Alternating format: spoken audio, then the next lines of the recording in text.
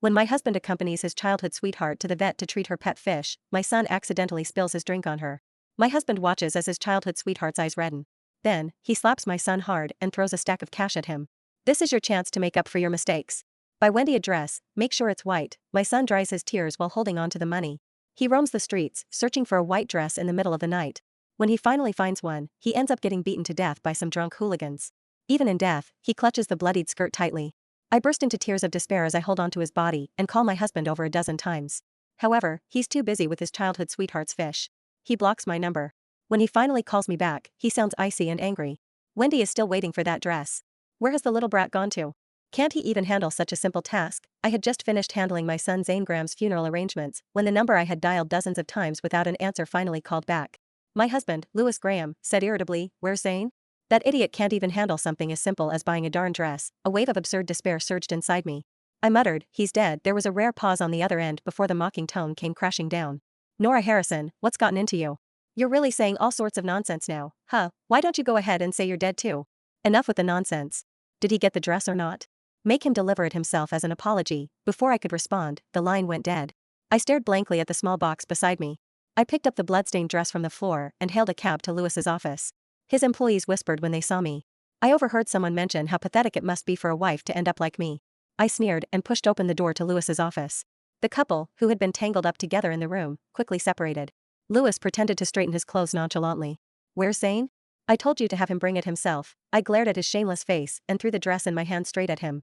"That's his blood on it." The dress slid down his face. He quickly grabbed it up and shook it out. "This is for Wendy." "How can you?" He suddenly stopped talking because his eyes landed on the glaring blood on the dress. The blood had already dried and darkened, much like Zane. The thought of his gruesome death made my blood run cold. But Lewis just chuckled derisively and sneered at me. "Where'd you get this blood? From a chicken or a cow?" Wendy Lane, who had been silently watching, spoke up sweetly. "Lewis, maybe Nora was just upset. Don't take it to heart. It's not good for your health to get worked up." She made it sound like she was defending me, but her words only highlighted her grace compared to my ruthless nature. Lewis grasped her hand tenderly, then turned to me, furious. "See the difference? You're always so aggressive. You'll never be gentle like Wendy." I looked at Wendy. Ever since Lewis had made money, she'd made sure to cross paths with him whenever she could. Wendy was the woman Lewis had once adored in his youth. He saw her as an innocent fairy. But back then, Wendy had abandoned him simply because he was poor. Well, I would make sure they got what they wanted now. I nodded, then threw the divorce papers on his desk. "Let's get a divorce." Lewis was taken aback. He lifted his cold, piercing eyes to meet mine and said through gritted teeth, "Is this what a mother would do? Zane messed up, and now you want a divorce?" It had been 2 full days since Zane's funeral, and I hadn't slept a wink. My head throbbed, and my eyes were bloodshot.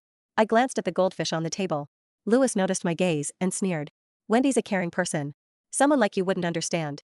His words suddenly made me remember something from 2 years ago, when I wanted a puppy to keep me company. His response was anything but kind. He'd clicked his tongue in annoyance. "Zane already has a bunny.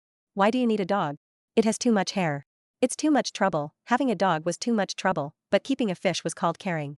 I forced a bitter smile. I thought I had forgotten all this by now, but the memories came flooding back in a rush. Wendy walked over and placed a hand on my shoulder. Her expression was full of concern as she asked, "Are you okay, Nora?" I couldn't listen to her words, but my eyes immediately fell on the emerald necklace around her neck. My pupils constricted, and my forehead started to throb. That was the only thing my mom, Regina Yates, had ever left me. I reached out to snatch it off her neck, but Wendy screamed in shock. Lewis immediately grabbed my arm and yanked me away, barking, "Nora Harrison, don't lose your mind." I slowly looked up and slapped him hard across the face. His expression darkened an instant, and he stared at me with a look of pure rage. Wendy, acting like a protective hen, immediately shielded him behind her. Tears welled in her eyes, and she held her hands over Lewis's reddened face. "Just take it out on me. Why must you slap him?" I fought to hold back my tears. Pointing at the necklace, I demanded, "Take it off." Now, Wendy hesitated. Her hand lingered on the necklace as she looked at Lewis with a pitiful gaze. Lewis swatted my hand away. "Why on earth should she give it to you?" I didn't waste time arguing with him. I lunged at Wendy, trying to tear the necklace off, but she clung to it desperately. Lewis shoved me aside. In that instant, I crashed into the small fish tank on the table. The sound of glass shattering echoed in the cramped room. I collapsed onto the broken pieces, and my blood stained the shards of glass crimson. I lay on the cold, cluttered floor like that goldfish, struggling to breathe just as desperately. The next second, Lewis picked up the fish with exaggerated care. Wendy gazed at it through tears. Her expression was so sorrowful, it was as if someone had died. "My poor little fish." Lewis gently pulled her close and looked down at me with disgust. Then, he called for security.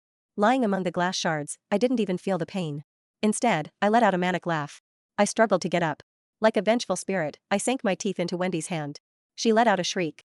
In a fit of rage, Lewis slapped me across the face. I fell back to the ground, spitting blood. I couldn't tell whether it was mine or Wendy's. Inside, I felt a twisted sense of satisfaction. I was ultimately dragged out by the security that had arrived.